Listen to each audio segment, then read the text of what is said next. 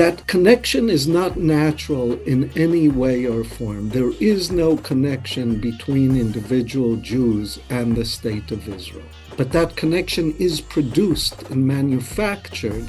Our emotions and our affective ties are not something inside us that are natural, but emotions are socially constructed. Our desires, our identification are socially constructed through a whole range of processes, whether it's education, whether it's the news, whether it's social media, whatever it is today that constructs our emotions. And our emotions, or me as a Jew, there's a constant incitement for me to identify with the state of Israel, to feel any criticism of the state of Israel as if it is criticism against me personally.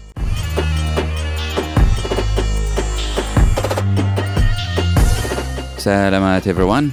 You are listening to Red Inverted Triangle. This show is about the ongoing struggle for liberation in Palestine, produced on the unceded lands of the Gadigal people.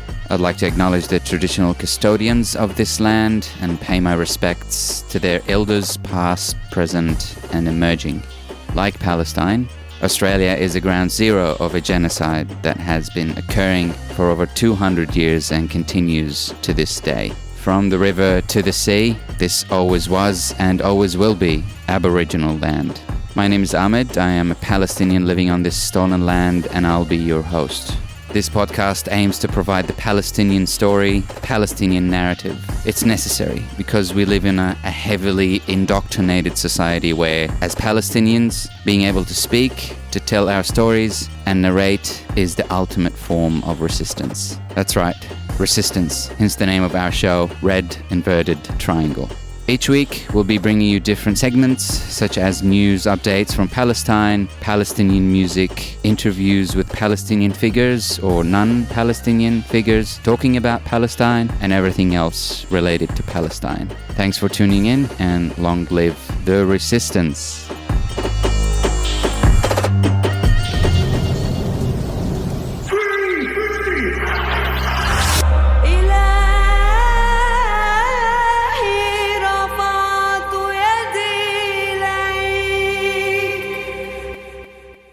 This episode of Red Inverted Triangle, we are bringing you a conversation I've had with Professor Neve Gordon.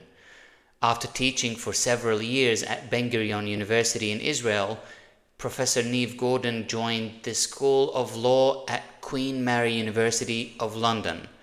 His research focuses on international humanitarian law, human rights, the ethics of violence, and on Israel-Palestine. As a Jewish academic, Professor Neve has written and done extensive research on the IHRA definition of anti-Semitism and the weaponisation of anti-Semitism to silence criticism of Israel's genocide and war crimes against the Palestinians.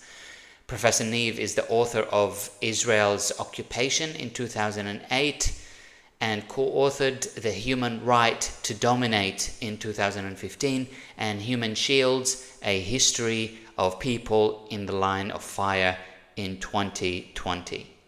I hope you'll find my conversation with Professor Neve Gordon useful and productive. Enjoy. Professor Neve, what an honor. Welcome back to Australia, although virtually. Hopefully we'll meet you in person at some point. Thank you for joining me. Thank you for inviting me. And yes, indeed, I would like to come in person one day. Absolutely. One day. We'll look forward to that. Professor Neve, you've published these papers that I spoke about at the beginning, and I also referenced it in all the invitations that I sent out to our attendees. One of the publications you published in the Middle East, Critique, in March last year, it's about anti-Semitism and Zionism, the internal operations of the IHRA definition. There's a lot to unpack about. You explain the inner workings of that definition and sort of the secret of its efficacy so far. And indeed, it has been very effective, being widely adopted and so on and so forth. So I do want to get into the details to unpack some of the reasons why it's been very effective. But before that, I really want to transition into that topic by first talking about another paper that you've published this year in September, I think, and it's titled "The Weaponisation of Anti-Semitism," where you actually studied the Jewish Chronicle, the world's oldest Jewish newspaper, and how it was used to serve the production of moral panic, as it were. And we're going to get into these details, around moral panic, around the alleged prevalence of anti-Semitism. So there's a lot to unpack there. And so I want to talk about that connection that you mentioned in your paper between the Jewish communities around the world and Israel. You describe in your paper the idea of mobilizing anti-Semitism as a consoling idea, quote unquote. And you used Hannah Arendt's ironic characterization that anti-Semitism becomes, quote, an excellent means for keeping the people together, so that the assumption of eternal anti-Semitism implies an eternal guarantee of Jewish existence. So that's a fascinating statement to make. So can you expand a bit about that? Like, how has anti-Semitism been used to strengthen the connections within the Jewish communities worldwide and with Zionism and the State of Israel? Like, how is that manifesting on the ground?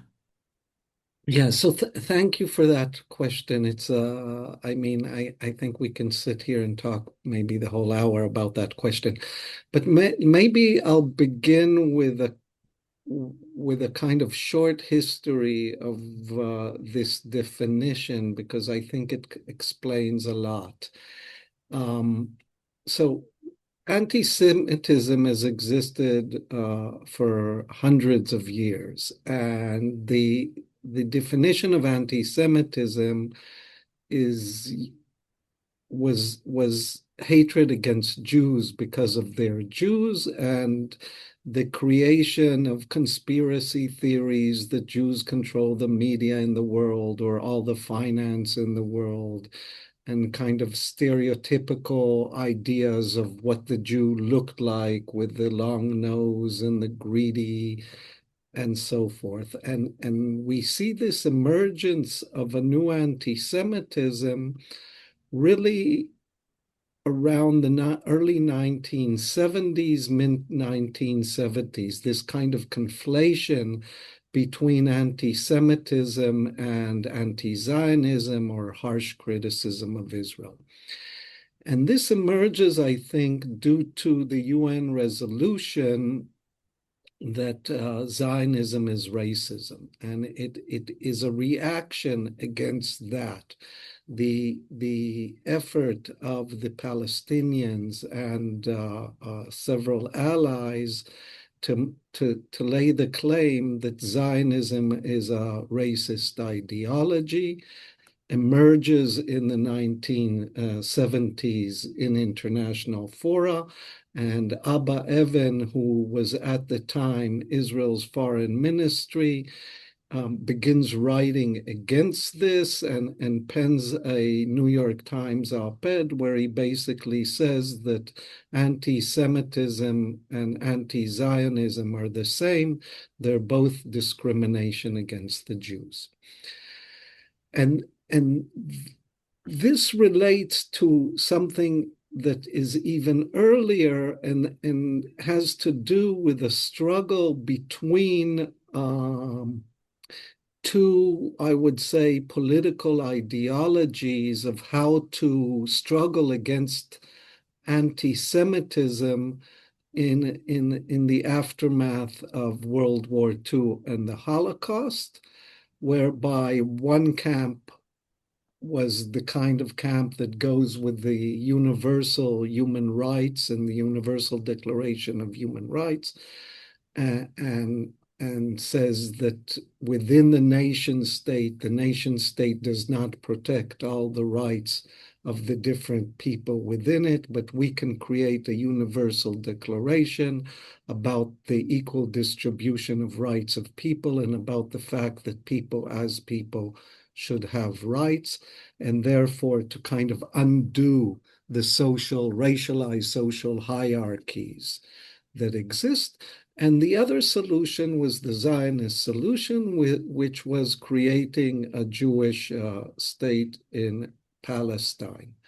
And now what we see in the 1970s is the beginning of the idea that not only that a kind of change of role, whereas originally the state was produced in order or established in order to protect Jews from anti-Semitism, the conflation between anti-Semitism and anti-Zionism transformed this relation or broadened this relation so that now anti-Semitism is used to protect the state of Israel and Zionism from any kind of criticism.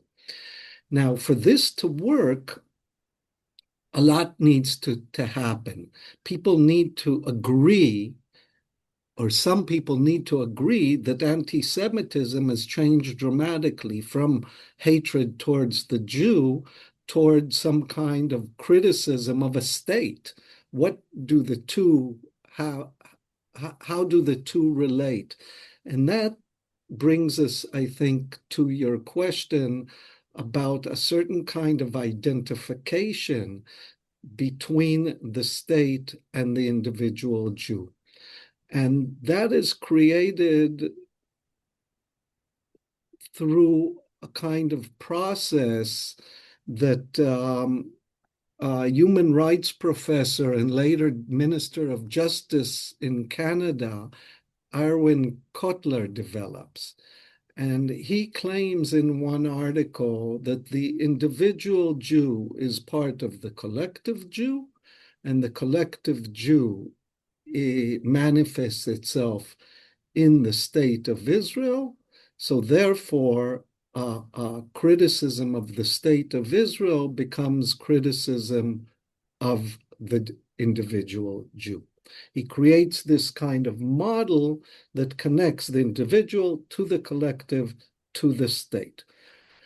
Now, for this model to work, again, we need some kind of what I claim effective attachment between the individual Jew and the state of Israel.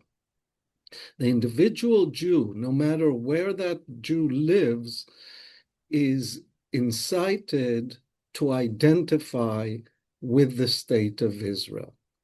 And I think that the IHRA definition both is based on the existence of this effective attachment, but also the definition itself does work to reinforce this effective attachment, this idea that the individual Jew is part of a collective and that collective is identified or conflated with a state.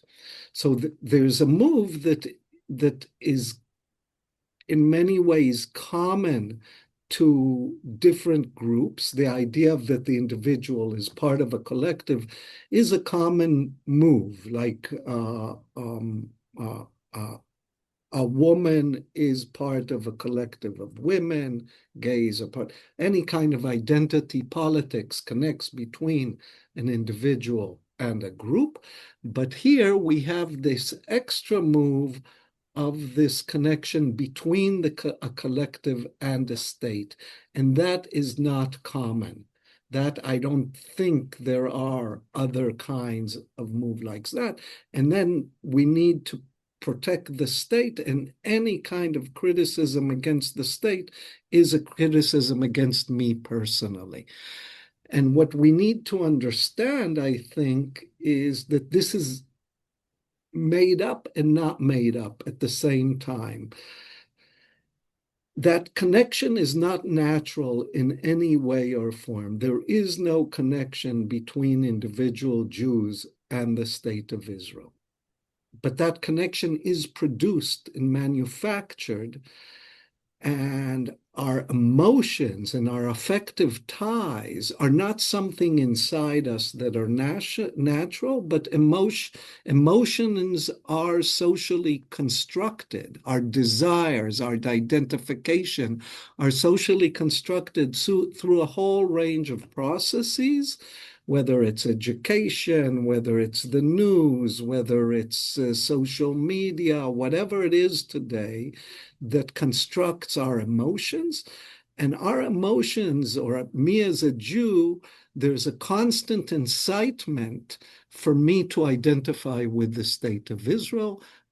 And so to feel any criticism of the state of Israel as if it is criticism against me personally. I'll maybe let you It's interesting that you say, and I want to quote the late American historian Tony Judt. I think he once say, the Jewish identity is connected to two coordinations, one in time and one in space. One in space that is geographically, that's the state of Israel, and in time, that's the Holocaust. That's the victimhood that you speak of in your paper. So it's really interesting to talk about these. But I do want to quote you as well in the paper. You say the claim that Israel is carrying out genocide. That's to your point that you're making now. The claim that Israel is carrying out a genocide or that it constitutes a settler colonial regime and an apartheid state might make Jews who identify emotionally with Israel and Zionism feel uncomfortable. I mean, we get that sentiment a lot. And you go on to say, ultimately, a fallacious notion of anti-Semitism is cast as a safety hazard to conjure up fears of Jewish annihilation. And this is then used as a counterinsurgency tool to silence Palestinian and pro-Palestinian activists who criticize Israel's apartheid and more recently the genocide in Gaza.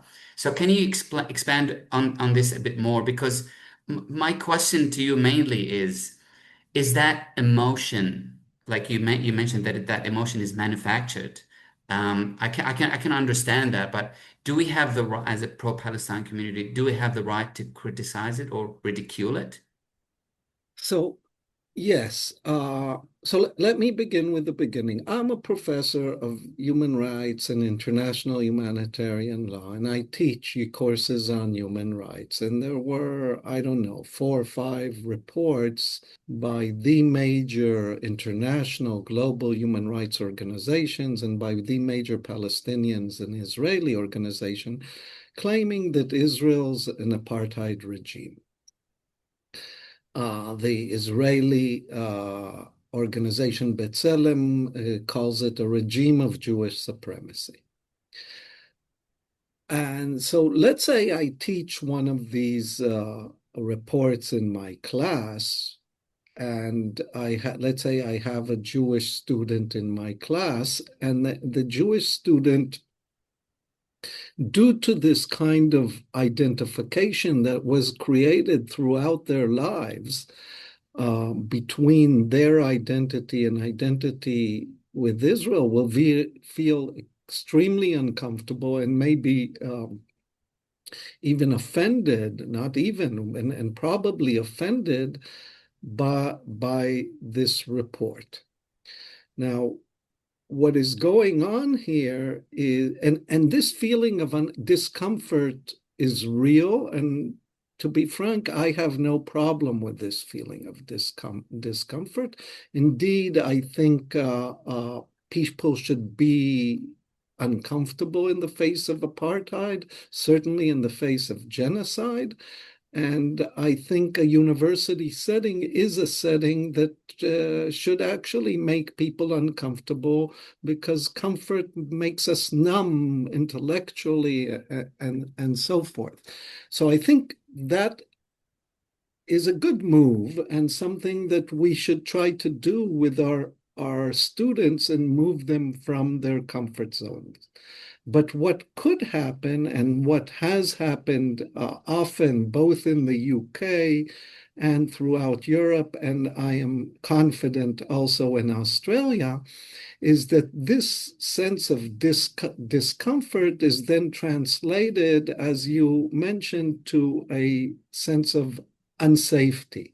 So a feeling of discomfort becomes a being unsafe. So we have two different conflations going on. Feeling is conflated with being, and discomfort is conflated with unsafe. Now, being unsafe is a situation where me as a professor and people are in any context don't want others to be unsafe, and it is our responsibility, particularly as teachers, that our students are not unsafe. I mean, I don't want my students not to be safe in the classroom. I don't think teaching an apartheid report makes anyone unsafe. I do think it might make some people uncomfortable. And this has to do, this has to do with this false conflation. And this false conflation is related also to victimhood. And there's a distinction to be made between the claim of victimhood and the condition of victimhood. Catherine Higgins makes that claim in a recent article, and others have made that claim. And the idea of the claim of being injured and the condition of being injured. So what is going on here is that, as Tony Jute mentioned, the Holocaust is an ever-existing specter in Israeli Jewish identification. This victimhood has been internalized, and it was a condition of victimhood indeed in the 1930s and 40s in Europe, but that condition of victimhood is actually does not exist now, but the claim to that condition continues, and indeed, I think I mentioned it the last time I spoke, is that many Israelis, or most Israelis, 2 years into the genocide, were still mentally on October 8th. Now 2023, still mentally considered themselves, after basically destroying, I don't know, 70-80% of all infrastructure in Gaza, including almost all the hospitals, 85% of the schools, all the universities, killing 70,000 Palestinians, probably more, among them, I don't know, 25,000 children, and still they were the victims. And so this is what's going on here in the class, and this kind of conflation is mistaken, as I said, between discomfort, and we need to call it out. We need to call out the fact that Israeli Jews are not the victims, and that discomfort is not something that is a necessarily bad thing. I actually think it's often a good thing, and discomfort is not lack of safety. But it's not rationalized. I think it's, like you said, it's manufactured. And I do want to drill a little bit deeper into I this. will say just this again. I think it's Mhm. very important. You know, the younger generation today in my classroom, they raise their hand and they say, I feel that Socrates says this, or I feel that John Locke says that, or I feel that this says this or that. And everything begins with I feel. And I tell my students, listen, I can't argue with your feelings. I respect your feelings, but I can't argue with them. And this is like And you have to understand first that we should stop talking when we're talking in the classroom about things that you're arguing in a field. This affective and emotional has taken over this kind of younger generation also, I think. And we need to explain to them both that yes, you might feel this way, but your feeling does not emanate naturally from you, but is actually mediated and constructed through a whole array of social relations. And you have to be self-reflective about your feeling. Now, what they're extending kind of evidence and empirical reality and all that to feelings. Everything now is a feeling. And so, and that has colonized our language too. And we need to, first, I think it's not a good way to speak. Some things are feeling, and we need to speak to them about them as feelings, but some things are thoughts, and we need to think about them as thoughts. And at the same time, we also need to recognize that our own feelings are constructed, and we need to self-reflect about the process of construction and the manufacturing of feelings.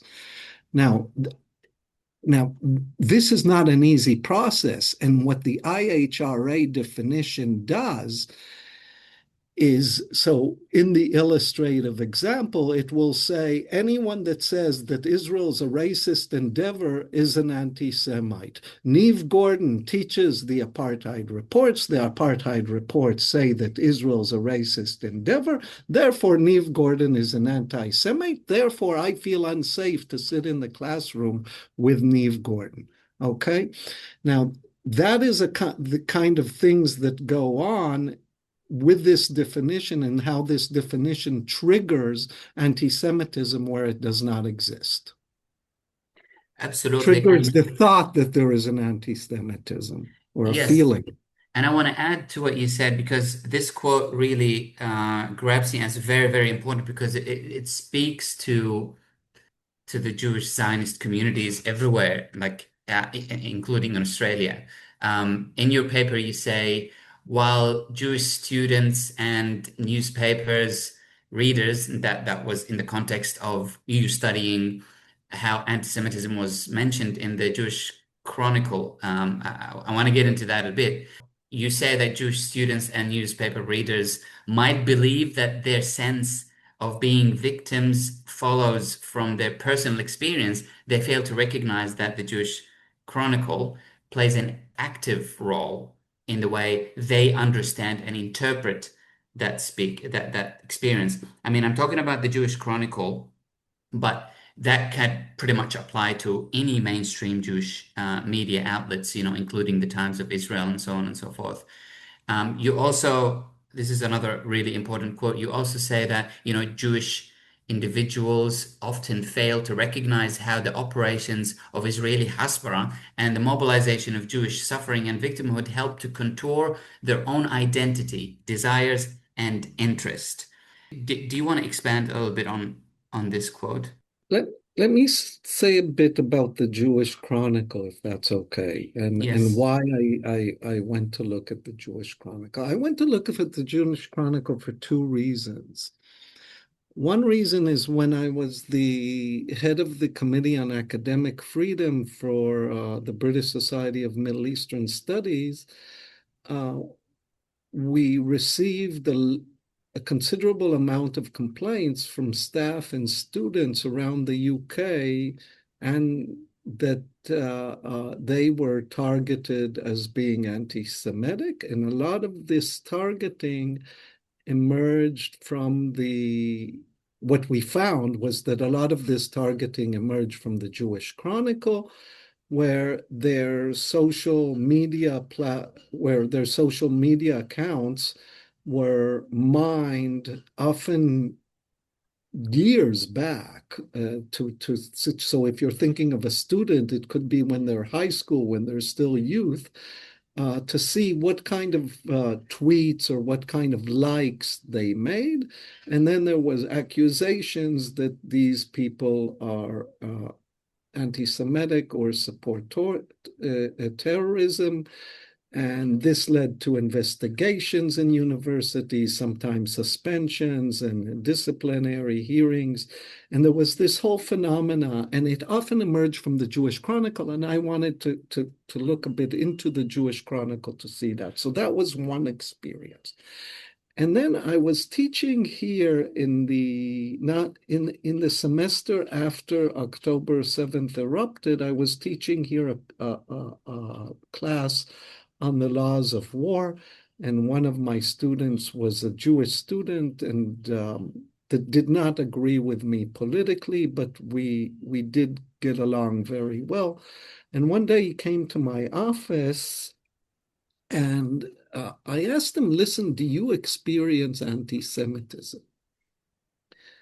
And he began talking, and he did mention two incidents of anti-Semitism, not from recent years, but more when he was in high school or even in primary school, of what I would call traditional anti-Semitism, where he was targeted or his brother was targeted as a Jew.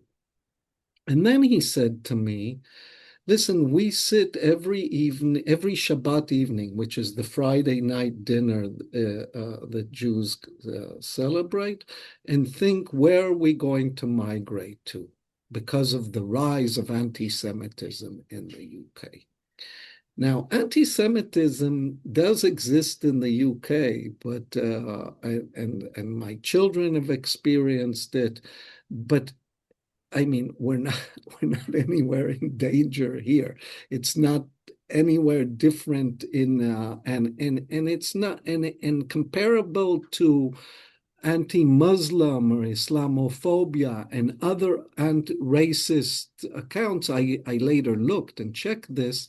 Anti-Semitism is incomparable. So you're much more vulnerable in the UK if you're a person of color than if you're a Jew, or if you're a Muslim or then you're a Jew, and so forth. But that his panic is what actually interested me in this case, and it was real. As we said, emotions are constructed, and this is what he felt. I could not argue with his feelings. I just thought that there was no connection between his feelings and the reality in the UK. So I wanted to understand how his feelings are constructed. So I connected these two things, the Brismas experience and this, and I said, let's go examine what the major Jewish newspaper in the UK tells us about anti-Semitism. And I looked at two things.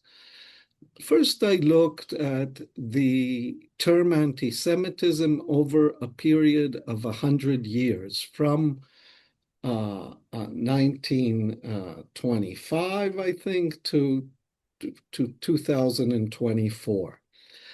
And the findings were quite dramatic and surprising. So what you see is this graph that the term anti-Semitism grows quite substantially during the years, the lead up to the Holocaust. And that's what I expected, and that's what I think everyone here would expect, is to see a kind of rising graph if we're just looking at the term and how many times the term is mentioned in articles. I'm sharing that graph, by the way. If you looked at the left-hand side, you can see how it goes up from 1925 and how in 1938 it is really way above what it was in the 1920s. And that's what one would expect it. And if we would have looked from 1925 till around 50, I think that's what we would have expected, and then and so forth. But then you see, if you look at the right-hand side of the graph, you'll see that actually Corbyn was running for elections, the number of times that anti-Semitism is mentioned in the paper is twice as much than during the build-up to the Holocaust and during the Nazi regime in Germany and during the height of anti-Semitism, I would say, in the world. And again, after the attacks on Gaza, you see the same spike. We're never going to go down, I think, again to the levels that we were. And you can see that, and then when you count articles, it's 1 in 4 articles. 1 in 4 articles, more or less 1 in 5 articles in recent issues mention the term anti-Semitism. And and that creates moral panic. You're reading a newspaper, every 4th article, there's the term anti-Semitism. It seems like it's all around you, and that kind of creates this emotion and this idea, hey, that we need to sit Friday at dinner and discuss how to flee England. But then I also looked at the 9 months before October 7, 2023, and the 9 months after October 23, and I kind of did a dive inside to look at how the phrase was actually used. What kind of anti-Semitism are they referring to when they say that Corbyn was an anti-Semite, or that students, staff, people in their workplace are anti-Semitic. And as I think the viewers here can probably guess, the vast majority of the cases of accusations, I kind of isolated not the term anti-Semitism, but when anti-Semitism appeared as an accusation in an article, I think there was somewhere between 300 and 400 articles that I looked at. And what one found was that the vast majority of the cases, by far, were accusations of anti-Semitism as criticism of Israel, and then you understand that whereas the traditional anti-Semitism is against, if you're against the traditional anti-Semitism, you're against a regime that, or a mode of governance that racializes part of the population and uses violent mechanisms of oppression against this racialized population, in this case, the Jews, whereas the accusation of the new anti-Semitism is used to defend a regime that racializes a group and uses violent mechanisms of oppression. So you have this kind of mirroring of one anti-Semitism as an anti-racist anti-Semitism, and the other anti-Semitism is an anti-Semitism that aims to protect, that serves as an iron dome for a racist regime. And that is what goes on in the paper. And not only that, you can see that the paper has very, very little to say about the traditional anti-Semitism. So I don't know if people in Australia have been following this, but there's now a lot of accusations of Farage, the head of the Reform Party in the UK, who about certain anti-Semitic claims that he made 40 years ago and so forth, but that his party also, many members of his party are continuing to make all these racist claims. But the Jewish Chronicle is not interested in that. The Jewish Chronicle is interested only in the anti-Semitism that is used to protect Israel and to silence anyone that dares criticize Israel. Absolutely. And another observation I made in this graph that you included in your publication, that the average of how many times anti-Semitism mentioned in the Jewish Chronicle has, almost doubled ever since the IHRA definition was introduced. That's, I think, in 2016. So you can see clearly that it's jumped from 100 up to, I don't know, 300 or something. So let's talk about the IHRA definition.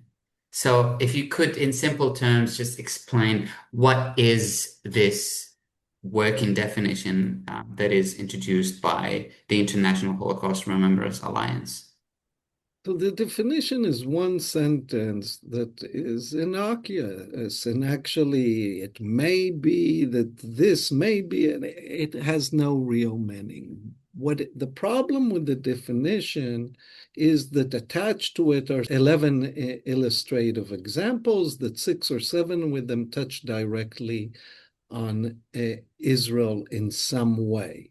And let's discuss 2 or 3 of these illustrative examples. One of them is I already mentioned, and that is the claim that you cannot say that Israel's a racist endeavor, even though, the country itself has many laws that privilege Jews over Palestinians. It has roads that Jews can go on and Palestinians in the West Bank can not go on. It has the right of return to Jews, but Palestinians cannot return, even though these Jews that have the right to return have never lived or even set foot in Israel, Palestine. Well, the Palestinians are refugees and were expelled or fled from Palestine. So, of course, Israel's a racist endeavor, and yet to say that you can be accused of anti-Semitism. Another important example that I do want to mention is this kind of idea that you cannot, in the same sentence, mention Israel and the Nazis and the Nazi policies. Now, I think it would be disingenuous and false to claim that Israel is putting the Palestinians in gas chambers. And that kind of claim would be wrong. But can't we compare the policies of the Israeli government with certain policies of the Nazi regime in the 1930s? And compare is not conflation, and comparisons often expose and shed light. That's what we do for our work here in the academia, is compare, because they shed light about certain similarities and certain differences, and then you will try to explain why is this similar and why is this different. But just to make that comparison transforms you into an anti-Semite. And if I internalize the definition and believe what the definition is true, then if someone like me does this comparison, and a student in a class or someone listening to a webinar can come and say, the guy's an anti-Semite because this is what the definition of anti-Semitism says, and so forth. And many people have been, actually, an Australian, Ghassan Haj, one of the reasons that he was fired from the Max Planck Institute is one of the reasons is that he said that Gaza is a concentration camp. He used the word concentration camp. While Israeli politicians have used the word concentration camp, but the Germans just couldn't handle that. And then later he said that Zionism is a project. And that, again, for them was considered something that you cannot say, because if it's a project, it can end. And so they were claiming, so they were using all kinds of ideas within this definition. And that's how the definition works. And it sets a broad net to cover anyone. And we have to to keep in mind that it has this kind of chilling effect, that even if someone does not accept what the definition says and knows that comparing Israel with the Nazi regime or saying that Israel is a racist endeavor is not anti-Semitic, they are often afraid to make those claims or even criticize Israel in any way in social media because they're afraid for their careers, because the definition has been so successful and so many governments, including, I think, your government, have adopted it, and so many universities and schools and sports clubs and different kind of and corporations have adopted this definition without knowing. Now, just to give you an example, I came to the office this morning really early. It was still dark here in the UK. I come to the office. Yesterday I was here. I had on my door a poster with a image of a journalist, and it said journalist killed in Palestine, and the name, and I added in writing during the genocide in Gaza. And this morning I come and the poster was removed from my door because that is offensive. That is, I'm going to hang it back on after this webinar, maybe not exactly the same because I don't have it, but just this kind of chilling effect that the universities and the different institutions are doing after they adopted this definition, and they now appropriate it as if it's their own and are beginning to internalize it. And that's a very dangerous moment. It's very interesting you made that analogy.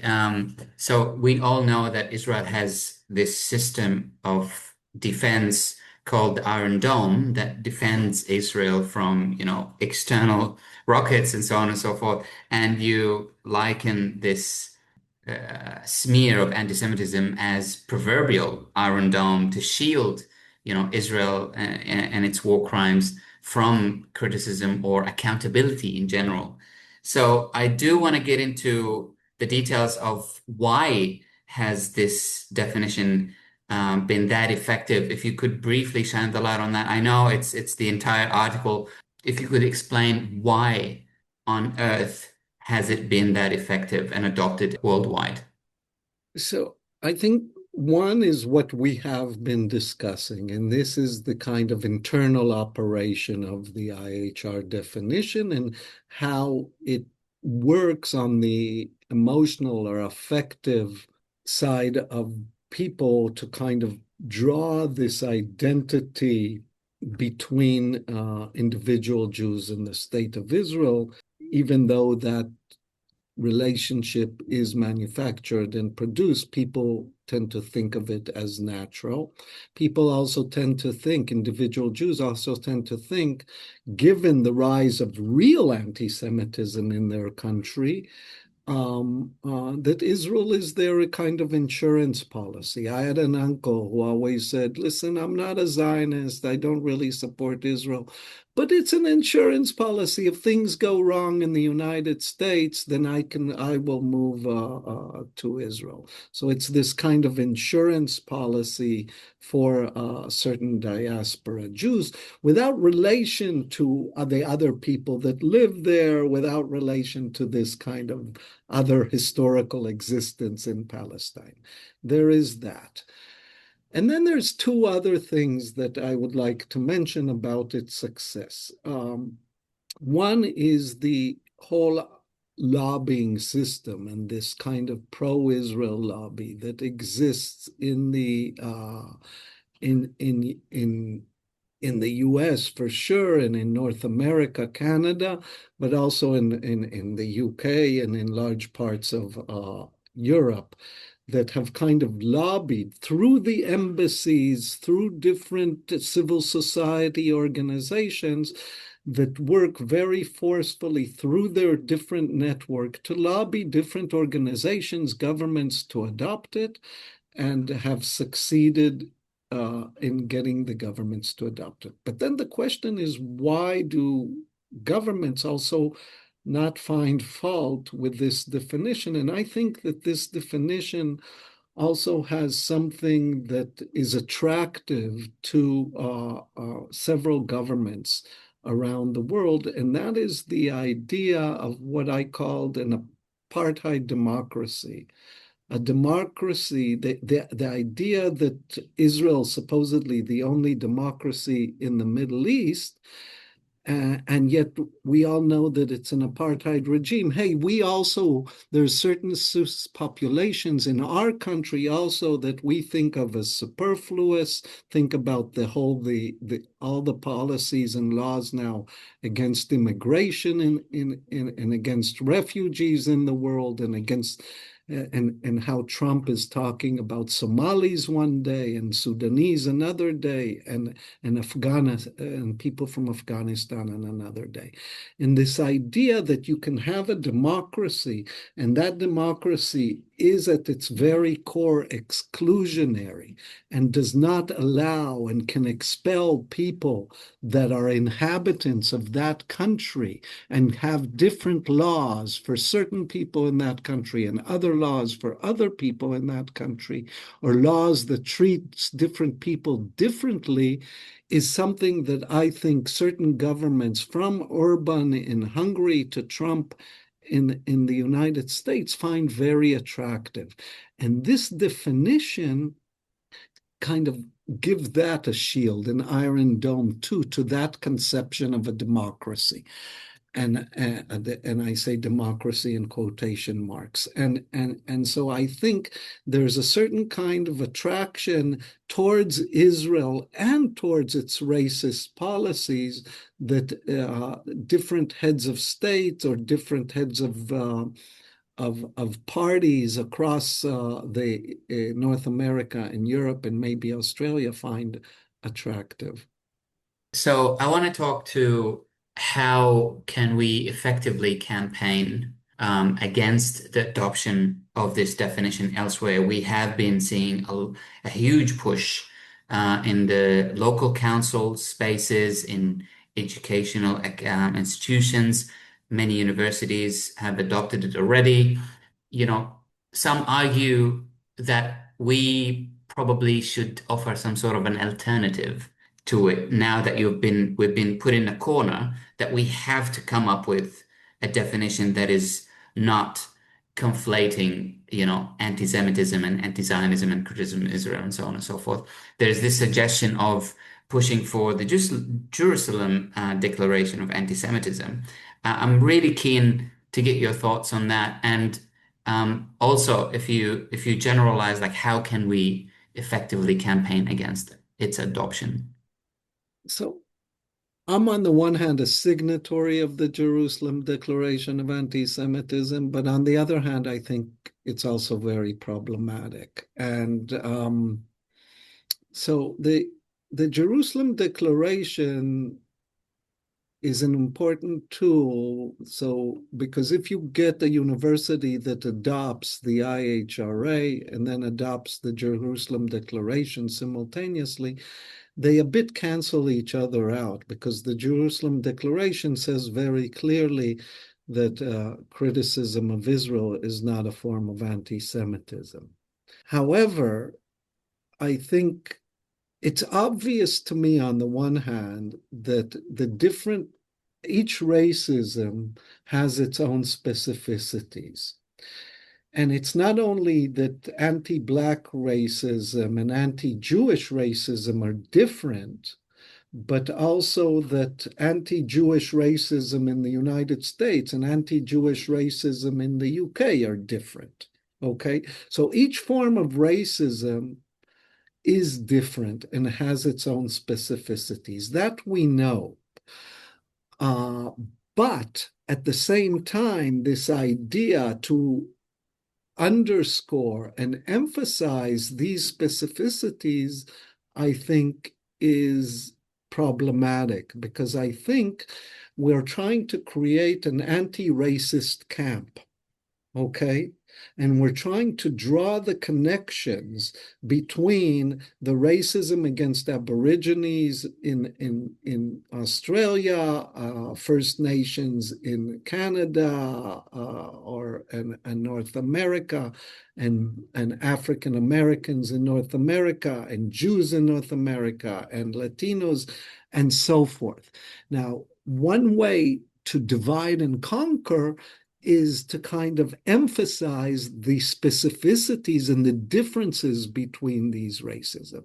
Another way is to actually emphasize the similarities between them and to create an anti-racist camp that brings together all these different kinds of racism.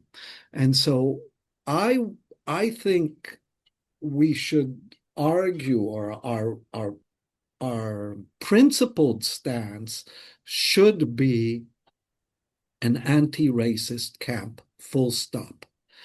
I think strategically, sometimes we need to use specific forms of racism and anti-racism in different struggles, emphasizing their specificity in order, for example, to struggle against the IHRA. But the principle itself should be something that unites the different groups and different people that are experiencing anti-Semitism, rather than separating them into different groups, because that's what the powers that be would like us to do, right? They would like us that our racism is worse than your racism. We're not going to unite with you, blah, blah, blah, blah, blah. So I think our stance should be an anti-racist stand, full stop. Absolutely, an umbrella against racism of all its kinds, against minorities, Jews, Latinos, and blacks, and so on and so forth.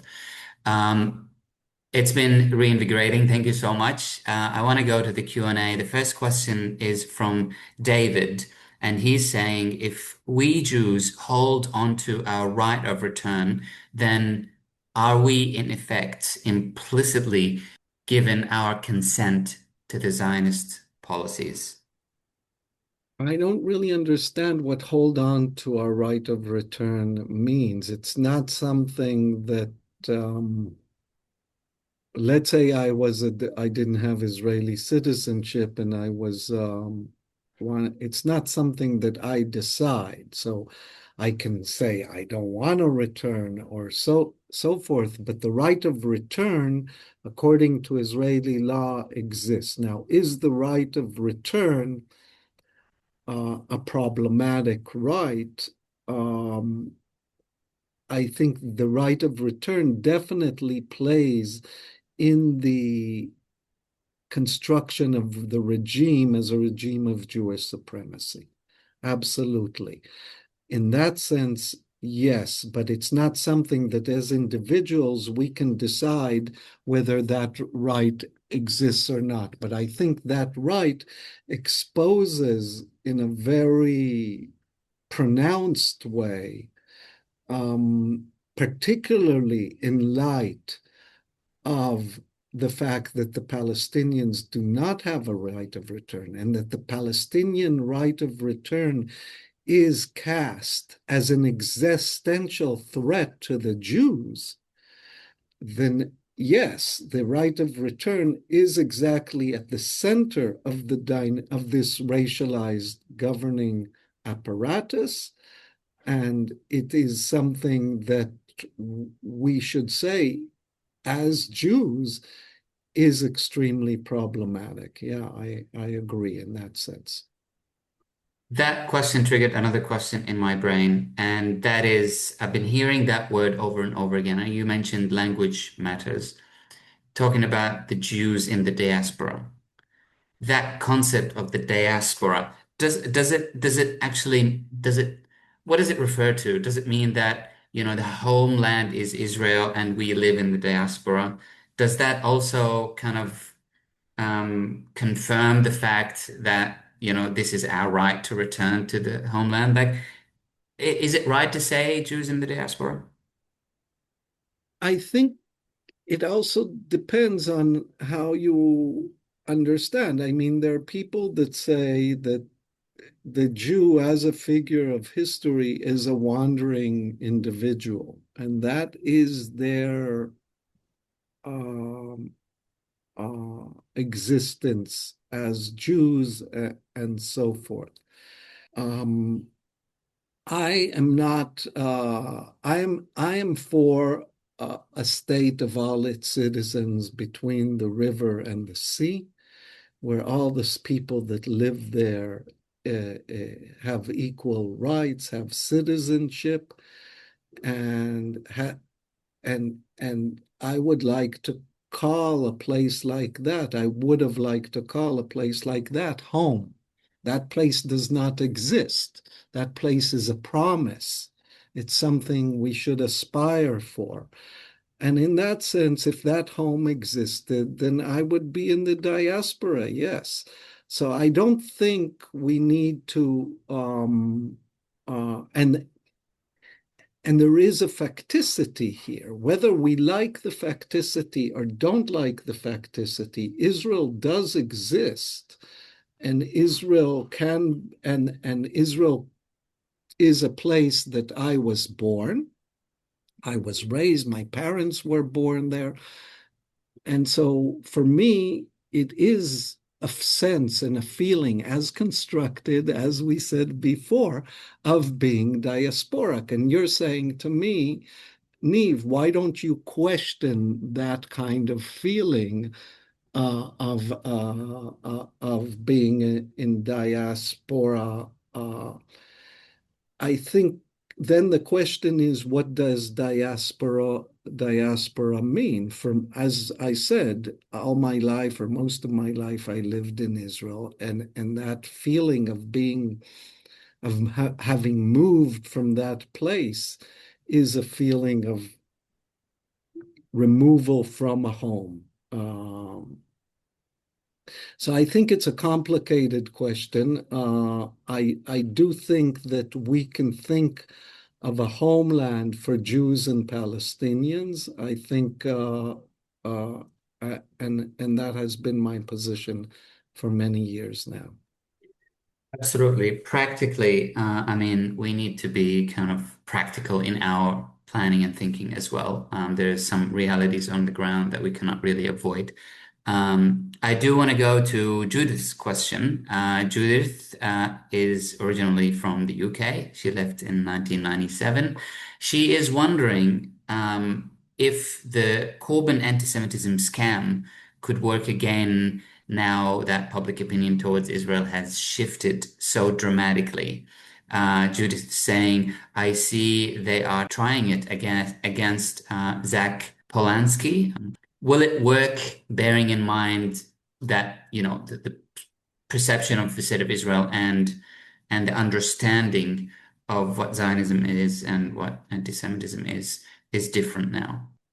Zach Polanski is the head of the Green Party and is a Jew, for the viewers that don't know who he is. I think a few things are playing out now. I think what is going on the page of the Guardian over Farage is the Corbyn playbook, but with real anti-Semitism as opposed to this IHRA definition. But it's still the Corbyn playbook. And what is interesting, Corbyn was a threat, a real threat, for two reasons in my mind. He was a real threat to the corporations because he's basically a socialist. And he was a real threat to Israel because he would have been, had he been elected, been the first prime minister of England and maybe even the first head of a state, a very powerful state that is pro-Palestinian and not pro-Israel. And therefore, for these two reasons, one stemming from a neoliberal ideology and the other stemming from a pro-Israel ideology, he had to be removed. And the IHRA playbook was used against him. It was used also against Sanders. But against Bernie Sanders, it was much less successful primarily, or not only primarily, but also because Bernie Sanders is a Jew. Now, Zach Polanski is also a Jew. And so I think it will be much more difficult to use the playbook against Zach Polanski, whether that it, because he's a Jew, whether it will be more difficult with him because of public opinion. I I I do think that in the UK and in several other countries, there has been a change of what Gramsci called the common sense. Hegemony works by creating a common sense that the people believe in certain ideas that they are commonsensical, and therefore and follow the leadership in that direction. Now, what we have in the UK is a kind of disjuncture between the political and financial elites and the common sense relating to Palestine. That has changed, and they no longer control the common sense relating to Palestine. And that's why they ripped the poster from my door this morning, and that's why it can lead to a more dramatic acts against pro-Palestinians because they want to reassert the common sense. But on the other hand, you're right. I'm saying to the person that asked the question, I think you're right. There has been this disjuncture, and it's not clear whether kind of IHRA definitions of anti-Semitism would stick to someone like Zach Polanski, both because he's a Jew and both because the common sense has changed. My other question that I've been wanting to find the opportune moment to ask is about the current ceasefire or quote unquote ceasefire. Many people, as we've been talking about before we start the webinar, have dropped out of the movement thinking that it's fine, we've done our best, we've rallied, we've done everything we can, and now there's a ceasefire. How do we mobilize around these moments where, there's a threat of expanding the genocide into the West Bank, but the media is not showing anything? How do we operate in this space now? I think it's more dangerous than ever. I think we have entered a stage of what I call genocide in slow-mo, but it's still genocide. So close to or around 400 people have been killed in the Gaza Strip alone since the so-called ceasefire has begun. We have to remember that Israel still controls over 50% of the Gaza Strip. And I think this morning or yesterday, the chief of staff of Israel said Israel had no intention of withdrawing from these lines. So we have a complete dispossession and displacement of half of the area in the Gaza Strip. We have the ongoing terrorization of the civilian population in the West Bank, the removal of villages, the extrajudicial executions by the military and settlers, and so forth. And just this morning, and I posted it on, I think, my Facebook and Twitter account, that we have this new pin that Ben Gvir and others are wearing with a noose, like a lynch noose, that I'm for lynching or I'm for killing. And so this is the moment when the media kind of puts Gaza on the back burner, and there's no longer mentioning of Gaza in the regular media. This is, I think, precisely the moment that we cannot take a step back, but have to take a step or two forward to continue ensuring that what is going on remains on the public agenda. And each person can contribute a bit through whatever they have an advantage, writing letters, going to protest, contributing, telling stories, whatever it is a person does, they should continue doing it, and doing it more so so that it just doesn't get lost from the public view. So, in my opinion, now is really the time that we need to kind of step up to this moment because it is cold in Gaza. It is wet in Gaza.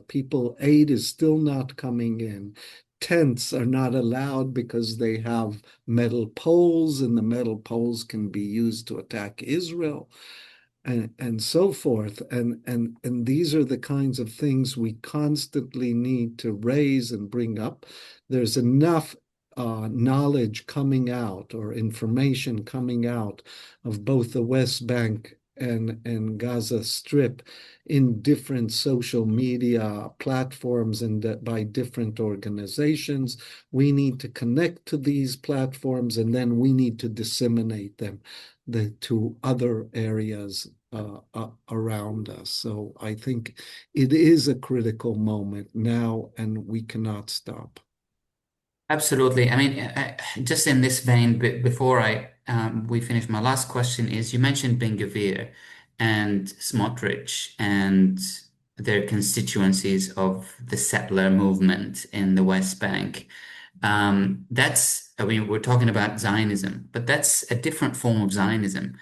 And I can't help but mentioning Ilan Pape's recent book, Israel on the Brink, and he mentions this state of Judea and its conflation or its combat almost against the state of Israel.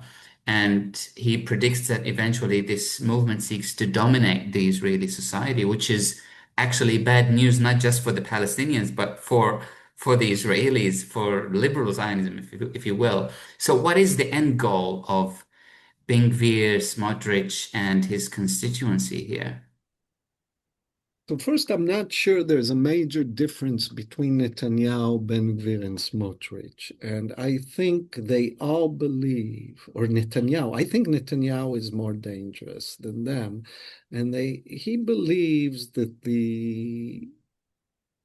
Israel can achieve normalization in the Middle East, irrespective of the Palestinians. The Palestinians are no longer part of the puzzle, in his opinion.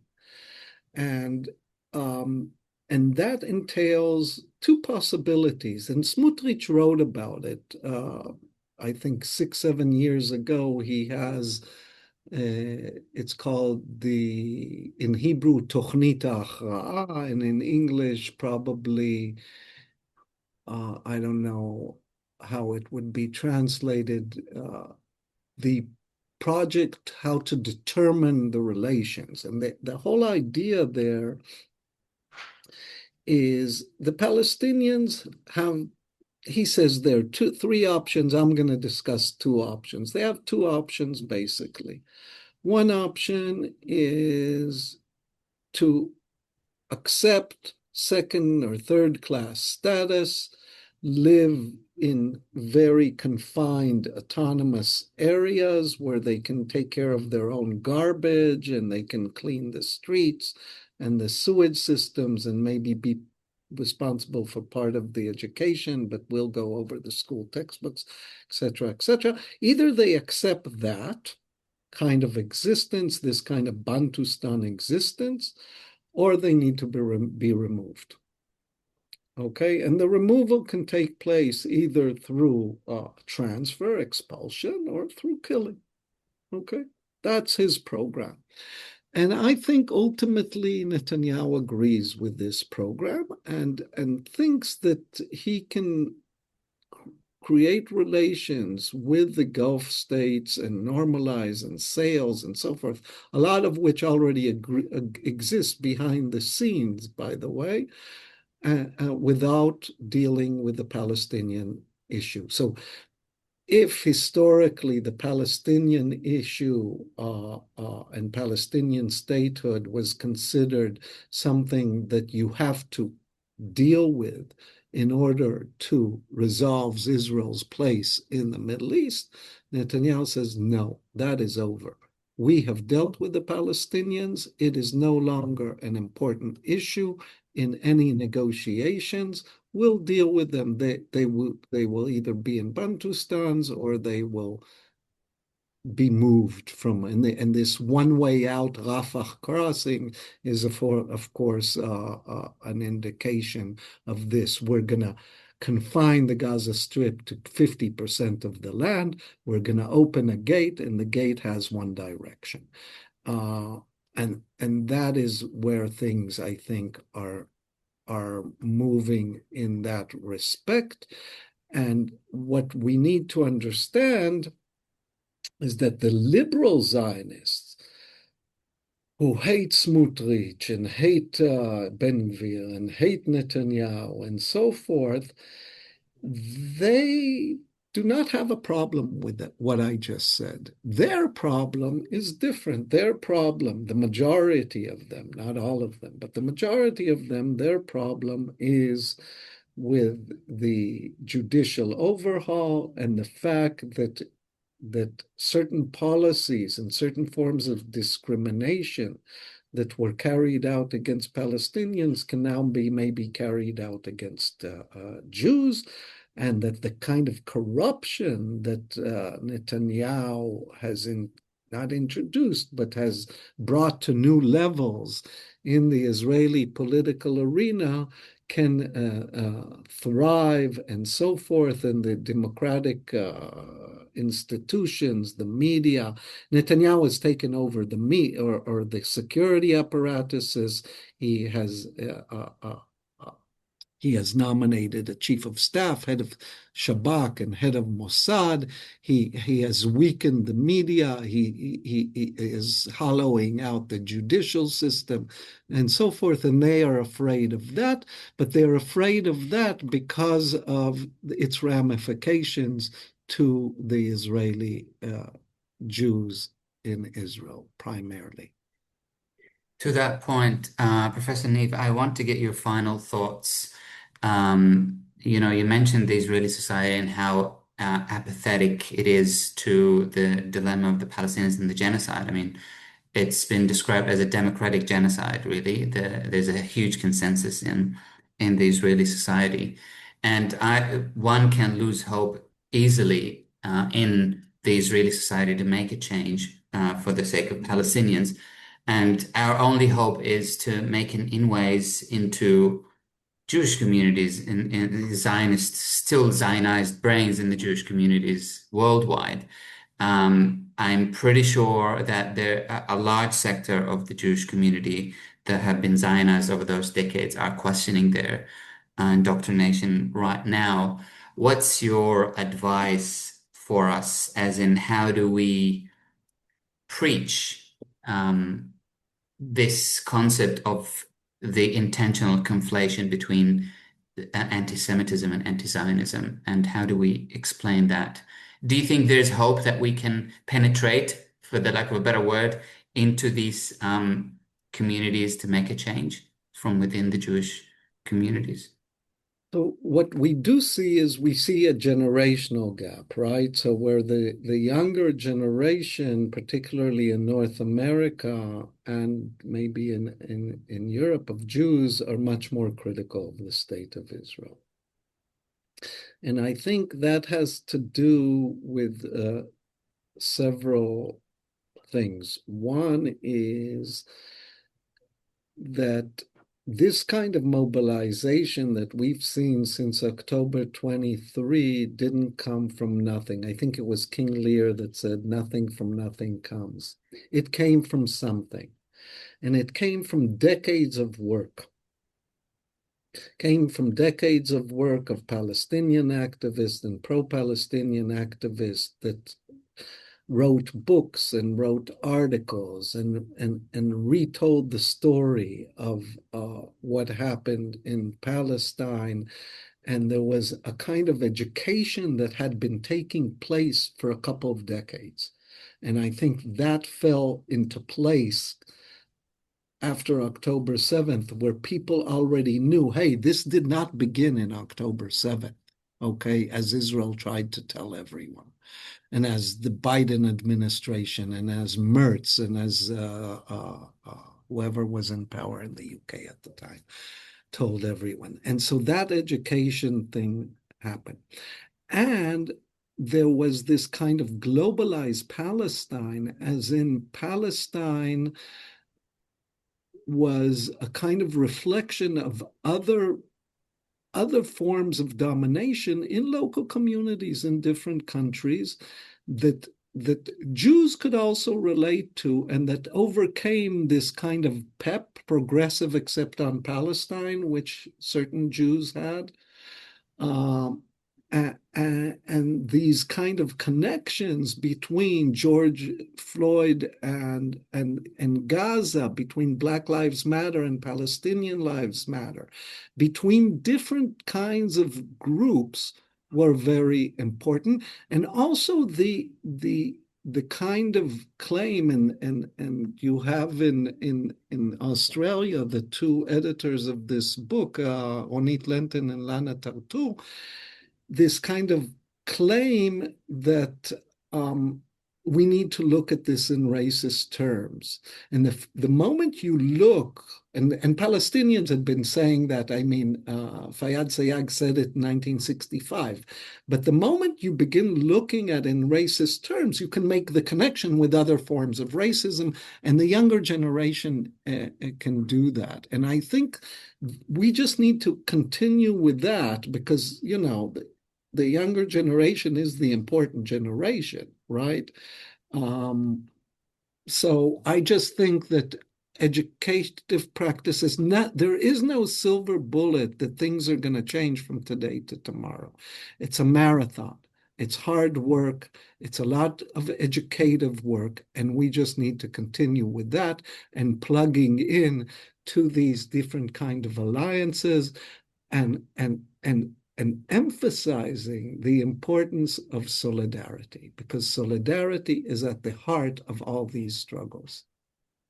I could not agree more on this. It's a marathon, and that perception that there's a ceasefire and we should let our guards down is flawed, and we should really continue doing our best as much as we can. Not for us, it's for those who are suffering in the rain, in the cold right now.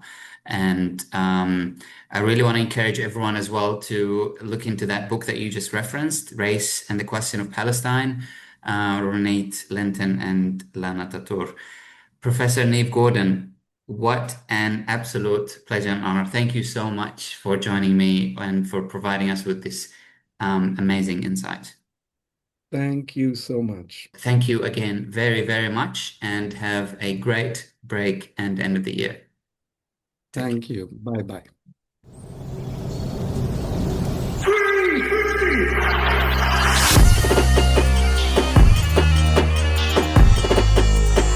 You've been listening to The Palestinian Show, Red Inverted Triangle. If you'd like to learn more about Palestine, or if you'd like to get involved in the Palestine Solidarity Movement, please follow Palestine Justice Movement Sydney on Instagram or Facebook. And keep tuning in to Red Inverted Triangle. My name is Ahmed. I will see you next time.